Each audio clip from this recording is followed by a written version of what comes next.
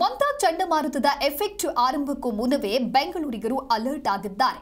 ಜಡಿಮಳೆ, ತೀವ್ರ ಚಳಿ ಕಾಡುವ ಭಯದಲ್ಲಿ ಈಗಾಗಲೇ ಸ್ವೆಟರ್, ಜರ್ಕಿನ್ ಹಾಕಿ ನಿತ್ಯದ ಕೆಲಸಗಳನ್ನು ಆರಂಭ ಮಾಡಿದ್ದಾರೆ. ಈ ಕುರಿತಂತೆ ನಮ್ಮ ಪ್ರತಿನಿಧಿ ಮಂಜುನಾಥ್ ಹಿರೇಮಠ್ ವಾಕ್ತರು ನಡೆಸಿದ್ದಾರೆ. ಬನ್ನಿ ನೋಡೋಣ. ಬಂಗಾಳ ಕೊಲ್ಲಿಯಲ್ಲಿ ವಾಯುಭಾರ ಕುಸಿತ ಆಗ್ತಾ ಇದೆ.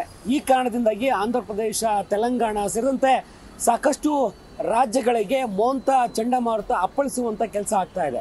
ಹೀಗಾಗಿ ಕರ್ನಾಟಕ ರಾಜ್ಯದಲ್ಲೂ ಕೂಡ ಈ ಚಂಡಮಾರುತ ಎಫೆಕ್ಟ್ ಬೀಳುತ್ತೆ ಎನ್ನುವಂತಹ ನಿಟ್ಟಿನಲ್ಲಿ ಹವಾಮಾನ ಇಲಾಖೆಯ ತಜ್ಞರು ಈಗಾಗಲೇ ಮಾಹಿತಿಯನ್ನು ಕೊಟ್ಟಿರುವಂಥದ್ದು.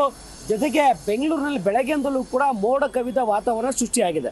ತಾವು ನೋಡ್ತಾ ಹೋಗ್ಬೋದು, ಬೆಂಗಳೂರಿನಲ್ಲಿ ಸಂಪೂರ್ಣವಾಗಿ ಬೆಳಗ್ಗೆ 6 ಗಂಟೆಯಿಂದಲೇ ಮೋಡ ಕವಿದ ವಾತಾವರಣ ಸೃಷ್ಟಿಯಾಗಿದೆ. ವಾಹನಗಳು ಕೂಡ ಎಂದಿನಂತೆ ಸಂಚಾರ ಮಾಡ್ತಾ ಇರುವಂಥದ್ದು. ಈ ಒಂದು ಕಾರಣವನ್ನು ನೋಡೋದಾದರೆ ಬಂಗಾಳ ಕೊಲ್ಲಿಯಲ್ಲಿ ಆರಂಭ ಆಗ್ತಿರುವಂತಹ ಏನು ವಾಯುಭಾರ ಕುಸಿತ ಏನಿದೆಯೋ ಮೊಂತಾ ಚಂಡಮಾರುತವಾಗಿ ರೂಪುಗೊಳ್ಳುವಂಥ ಕೆಲಸ ಆಗ್ತಾ ಇದೆ. ಮೊದಲಿಗೆ ನೆಲ್ಲೂರಿನಿಂದ ಶ್ರೀಕಾಕುಳಂವರೆಗೂ ಕೂಡ ಆಂಧ್ರ ಪ್ರದೇಶದ ಕರಾವಳಿಯಲ್ಲಿ 2 ರಿಂದ 4.7 ಮೀಟರ್ ಎತ್ತರದ ಸಮುದ್ರದ ಅಲೆಗಳು ಏಳಲಿವೆ ಎನ್ನುವಂತಹ ಮಾಹಿತಿಯನ್ನು ಈಗಾಗಲೇ ಹವಾಮಾನ ಇಲಾಖೆ ಮುನ್ಸೂಚನೆ ರೂಪದಲ್ಲಿ ಕೊಟ್ಟಿರುವಂಥದ್ದು. ಸಂಜೆ ವೇಳೆಗೆ ಈ ಒಂದು ಮೊಂತಾ ಚಂಡಮಾರುತವು ಆಂಧ್ರ ಪ್ರದೇಶದ ಕರಾವಳಿಯಲ್ಲಿ ಮಚಿಲಿಪಟ್ಟಣಂ ಮತ್ತು ಕಳಿಂಗಪಟ್ಟಣಂ ನಡುವೆ ಕಾಕಿನಾಡದ ಸುತ್ತಮುತ್ತಲಿನ ಪ್ರದೇಶಗಳು ಕುಸಿತವಾಗುತ್ತೆ ಎನ್ನುವಂಥ ಒಂದು ಮುನ್ಸೂಚನೆಯನ್ನು ಈಗಾಗಲೇ ಕೊಟ್ಟಿರುವಂಥದ್ದು. ಮೊಂತಾ ಎಂದರೆ ತಾಯ್ ಭಾಷೆಯಲ್ಲಿ ಪರಿಮಳಯುಕ್ತ ಹೂ ಎಂದರ್ಥ ಎನ್ನುವಂಥ ಈ ಒಂದು ಮಾಹಿತಿಯನ್ನು ಕೂಡ ಈಗಾಗಲೇ ಕೊಟ್ಟಿರುವಂಥದ್ದು.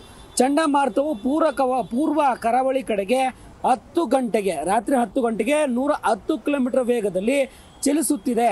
ಹೀಗಾಗಿ ಒಡಿಶಾ ಸರ್ಕಾರವು ಈಗಾಗಲೇ ಆ ಒಂದು ಭಾಗದಲ್ಲಿ ಅಲರ್ಟ್ ಅನ್ನು ಘೋಷಣೆ ಮಾಡುವಂಥ ಕೆಲಸ ಆಗಿದೆ. ಪೂರ್ವ ಚಂಡಮಾರುತದಿಂದಾಗಿ ಇದರ ಪ್ರಭಾವ ಸಾಕಷ್ಟು ರಾಜ್ಯಗಳಿಗೆ ಪ್ರಭಾವ ಬೀರುತ್ತೆ ಎನ್ನುವಂಥ ಮಾಹಿತಿ ಈಗಾಗಲೇ ಕೊಟ್ಟಿರುವಂಥದ್ದು. ಪ್ರಮುಖವಾಗಿ ಆಂಧ್ರ ಪ್ರದೇಶ, ಒಡಿಶಾ, ಪುದುಚೇರಿ, ತಮಿಳುನಾಡು ಮತ್ತು ಛತ್ತೀಸ್ಗಢದಲ್ಲಿ ರಾಷ್ಟ್ರೀಯ ವಿಪತ್ತು ಪ್ರಕ್ರಿಯೆ ಏನಿದೆಯೋ ಆ ಒಂದು ಪಡೆ 22 ತಂಡಗಳನ್ನು ಈಗಾಗಲೇ ಸರ್ಕಾರಗಳು ನಿಯೋಜನೆ ಮಾಡಿರುವಂಥದ್ದು. ಕರ್ನಾಟಕದಲ್ಲೂ ಕೂಡ ಸಾಧಾರಣವಾದಂತಹ ಮಳೆ ಬರುವಂಥ ಮುನ್ಸೂಚನೆ ಇರುವಂಥ ಕಾರಣದಿಂದಾಗಿ ಜನರು ಕೂಡ ಚಳಿ ತೀವ್ರವಾಗಿ ಕಾಡುವಂಥ ಕೆಲಸ ಆಗ್ತಾ ಇದೆ. ಹೀಗಾಗಿ ಬೆಂಗಳೂರಿನಲ್ಲಿರುವಂಥ ಜನರು ಕೂಡ ಸ್ವೆಟರ್ಗಳ ಮೊರೆ ಹೋಗಿರುವಂಥದ್ದನ್ನು ಕೂಡ ಸ್ಪಷ್ಟವಾಗಿ ಗೊತ್ತಾಗ್ತಾ ಇರುವಂಥದ್ದನ್ನು ಕೂಡ ವಿಜುವಲಲ್ಲಿ ತೋರಿಸ್ತಾ ಇದ್ದೀನಿ. ಈ ಒಂದು ಕ್ಲೈಮೇಟು ಸರಿಸುಮಾರು ಇನ್ನೂ 1 ವಾರ ಕಾಲ ಬೆಂಗಳೂರಿನಲ್ಲಿ ಇರುತ್ತೆ ಎನ್ನುವಂಥ ಮಾಹಿತಿಯನ್ನು ಕೂಡ ಹವಾಮಾನ ಇಲಾಖೆ ತಜ್ಞರು ಈಗಾಗಲೇ ಮಾಹಿತಿಯನ್ನು ಕೊಟ್ಟಿರುವಂಥದ್ದು. ಜನರನ್ನು ಕೂಡ ನೀವು ನೋಡ್ತಾ ಹೋಗ್ಬೋದು, ಸ್ವೆಟರ್ಗಳ ಮೊರೆ ಹೋಗಿದ್ದಾರೆ, ಟೋಪಿಗಳ ಮೊರೆ ಹೋಗಿದ್ದಾರೆ. ಯಾಕಂತ ಹೇಳಿದ್ರೆ ಬೆಳಗ್ಗೆಯಿಂದಲೂ ಕೂಡ ನಿರಂತರವಾಗಿ ಚಳಿ ಕಾಡ್ತಾ ಇದೆ. ಈ ಒಂದು ವಾತಾವರಣ ಇನ್ನೂ ಸಾಕಷ್ಟು ದಿನ, ಹೆಚ್ಚು ಕಡಿಮೆ 1 ವಾರ ಕಾಲ ಇರುತ್ತೆ ಎನ್ನುವಂಥ ಮಾಹಿತಿಯನ್ನು ಈಗಾಗಲೇ ಹವಾಮಾನ ಇಲಾಖೆ ಅಧಿಕಾರಿಗಳು ಮುನ್ಸೂಚನೆ ರೂಪದಲ್ಲಿ ಕೊಟ್ಟಿರುವಂತಹ ಕಾರಣದಿಂದಾಗಿ ಜನರು ಕೂಡ ಅಲರ್ಟ್ ಆಗಿದ್ದಾರೆ. ಈ ಒಂದು ಚಂಡಮಾರುತ ಏನಿದೆಯೋ ಮೊಂತಾ ಚಂಡಮಾರುತ ಬೇರೆ ಬೇರೆ ರಾಜ್ಯಗಳಿಗೆ ಎಫೆಕ್ಟ್ ಆಗ್ಬೋದು, ಆದರೆ ರಾಜ್ಯದಲ್ಲಿ ಚಳಿ ಎನ್ನುವಂಥದ್ದು ಕಾಡುತ್ತೆ. ಸಣ್ಣ ಪುಟ್ಟ ಮಳೆ ಅಂದರೆ ಮೋಡ ಕವಿದ ವಾತಾವರಣದಲ್ಲಿ ಜಡಿ ರೂಪದಲ್ಲಿ ಬೆಂಗಳೂರಿಗೂ ಕೂಡ ಆವರಿಸುತ್ತೆ.